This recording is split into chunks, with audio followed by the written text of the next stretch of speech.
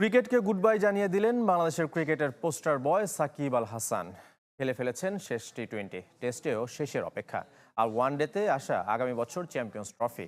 পরিস্থিতি ঠিক থাকলে আগামী মাসে ঘরের মাঠে মিরপুরে সাদা পোশাকে খেলতে চান শেষ টেস্ট। আজ কানপুরে ঘোষণা দিয়েছেন সাকিব। সাকিব যুগের অবসান হতে চলেছে 1.5 যুগ পর। বাংলাদেশের ক্রিকেট তারকাদের আনুষ্ঠানিক অবসর ঘোষণা না দেওয়ার ধারা ভেঙে ঘোষণা দিলেন সাকিব। এখানেও ব্যতিক্রম। বাংলাদেশের ক্রিকেটে বর্ণিল এক চরিত্র সাকিব আল হাসান, প্রথম বৈশ্বিক তারকাও বটে। 2006 সালে ওয়ানডে ও টি-20তে যাত্রা শুরু, 1 বছর পর টেস্টে। 2024-এ এসে টেস্ট আর টি-20 ফরম্যাটকে বিদায় বলে দিলেন। যদিও টেস্টের শেষটায় আছে অনেক জোরই কিন্তু।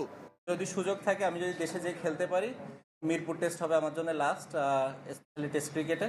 এবং সেই কথাটা বোর্ডের সবার সাথে বলা হয়েছে এবং তারা এই বিষয়টা জানে এবং তারা চেষ্টা করছে যে কিভাবে এটাকে সুন্দরভাবে অ্যারেঞ্জ করা যায় এবং যাতে করে আমি যে খেলতেও পারি এবং নিরাপদ ফিল করি। অ্যাট দি সেম টাইম যখন দেশের বাইরে আসার দরকার হবে এবং দেশের বাইরে বের হতেও যেন আমার কোনো সমস্যা না হয়। তবে মিরপুর না হয়ে কানপুরও হতে পারে টেস্টের শেষ। তবে টি-20-র বিদায় নিশ্চিত। আফগানিস্তানের বিপক্ষে বিশ্বকাপে খেলে ফেলেছেন শেষ ম্যাচ। আমি খেলার আমার কোনো রিজন আছে বলে মনে করি না। আমার কাছে মনে হয় নতুন নতুন কিছু প্লেয়ারদের সুযোগ দেওয়া উচিত এবং তাদেরকে দেখার এটাই সব থেকে বড় সময় কিংবা সুযোগ।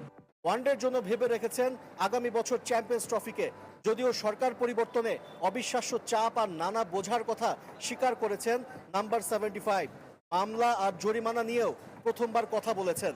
ধরেন একটা কেস, হ্যাঁ এখন হয়েছে, সবারই রাইটস আছে, বাট আপনারা সবাই জানেন যে এটা কেমন ধরনের কেস ছিল কিংবা আমি ওই সময় কোথায় ছিলাম, আমার কাজ কী ছিল কিংবা আমি কী করছিলাম। তো এই বিষয়টা নিয়ে খুব বেশি একটা বলতে চাই না। আর একটা জিনিস যেটা সদ্য হয়েছে, আমার লাইফে আমি কোনোদিন আসলে নিজে থেকে কোনো ট্রেড করে নিই।